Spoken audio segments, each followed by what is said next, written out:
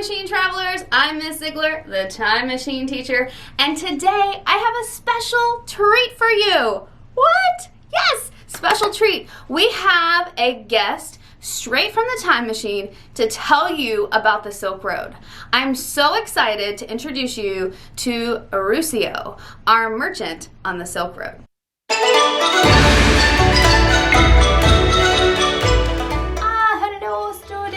Welcome to my tent of many wonders. My name is Ruscio. I had the amazing privilege of traveling with Marco Polo. Oh, it was so amazing. Anyway, when he went back to Italy, I stayed as a merchant on the Silk Road. I want to share with you today some of the things I have in my tent for sale. Oh, would you like some fine Roman gold? It's so beautiful. Very, very high commodity on the Silk Road. If you are in trouble with your wife, we have just the thing for you.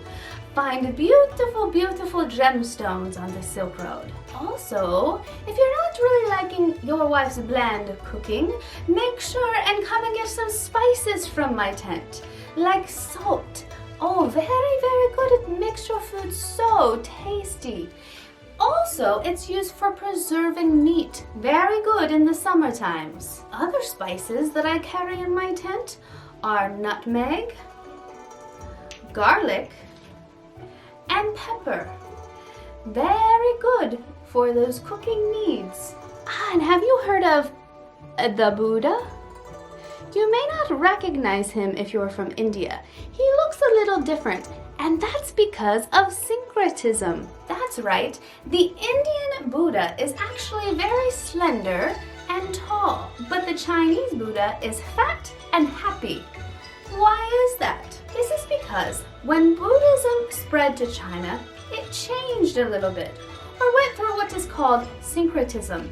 Very good word for you to remember. Syncretism means that two things mix together and they change. This is what happened to the Buddha. In Chinese belief, there was a monk named Buddha, and that monk was very well known throughout the Chinese people. He was a little bit more chubby and a very happy type personality, and that thought merged with the Hindu Buddha, changing Buddha to be fat and happy. The reason that this happens is because the Chinese people knew of the monk Buddha, and those who were spreading the religion thought that it might spread a little easier if people could associate the Buddha with something they already knew. And that, my friends, is religious syncretism. Also, you will notice the green stone, very popular on the Silk Road. It's called jade.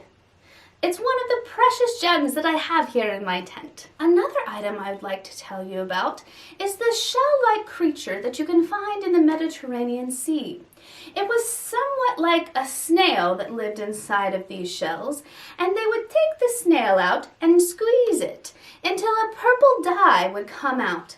That purple dye they then used for silks, to make lovely purple silks.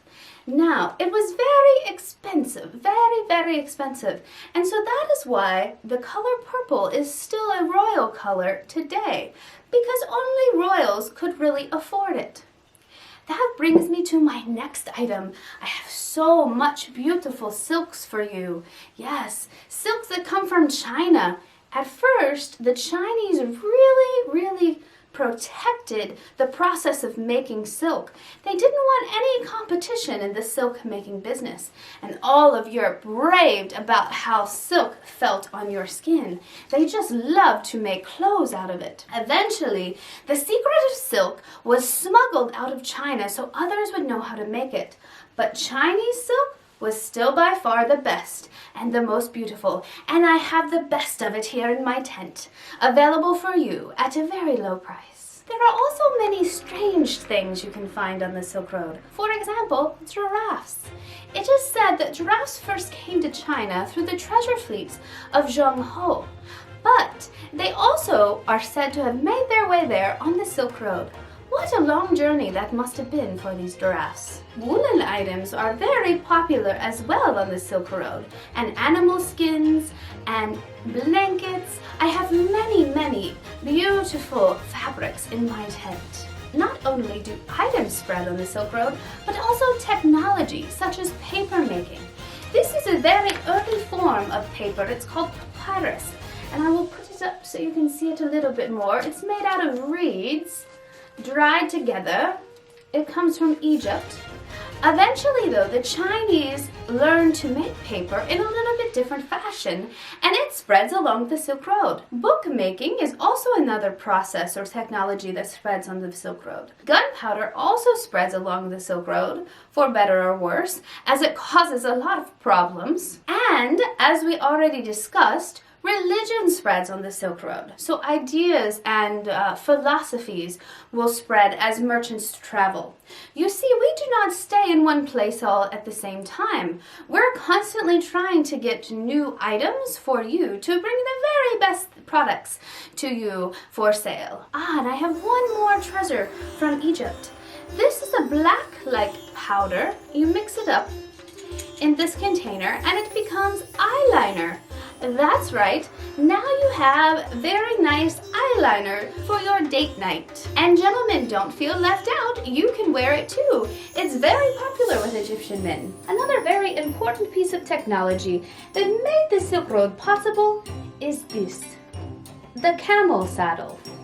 Yes, many believe it is a stool. It in fact is not a stool. It rides on the back of the camel and it makes the Silk Road possible. As you learn, as you study about the Silk Road, there are many areas of the Silk Road that are desert. Therefore, only camels can cross in that area. So this is a very important piece of technology, almost like what your cell phone might be to you today. Stop by my tent for a great deal on a camel saddle. I might even throw in a camel while I'm at it.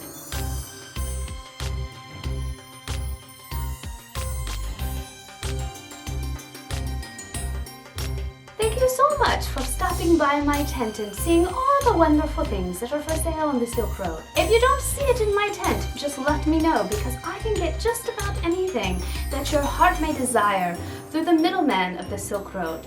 I might up the price a little bit, but I still give you a good deal because after all, you're Miss Z's students, so I can give you the student rate.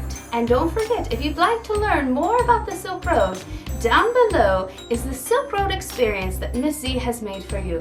Make sure and check it out. And I believe I'm supposed to say, if you haven't subscribed yet, why not? You should definitely subscribe and hit that notification bell so you don't miss any more. I hear there's more time machine experiences coming. Have a great day and thank you so much for stopping by my tent. If the people could relate to it culturally. Therefore, my accent just changed. Oh my god, I gotta get it back. As you can see, there are many things for you to purchase here in my Tent of Wonders. Stop by anytime and I will give you a great deal. And put this with